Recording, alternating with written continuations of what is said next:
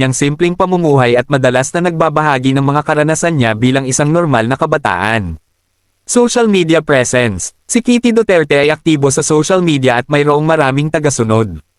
Siya ay gumagamit ng iba't ibang platform tulad ng Instagram at Twitter upang makipag-ugnayan sa kanyang mga tagahanga at ibahagi ang kanyang buhay, mga interes at ambisyon. Sa kabila ng kanyang katayuan bilang anak ng presidente, si Kitty ay nagpapakita ng ambisyon na maging matagumpay sa sariling larangan.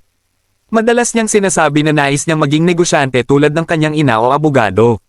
Kontrobersya. Dahil sa kanyang pamilya, hindi nakaligtas si Kitty mula sa mga kontrobersya. May mga pagkakataon na siya ay naging sentro ng usapan online dahil sa kanyang mga post o pahayag. Gayunpaman, patuloy siyang nagtataguyod ng positibong imahe at nananatiling matatag kahit na may mga kritisismo. Sa kabuuan, si Kitty Duterte ay isang batang babae na lumalaki sa ilalim ng matinding pansin mula sa media at publiko ngunit patuloy na nagsusumikap upang ipakita ang kanyang sariling pagkatao at ambisyon para sa hinaharap.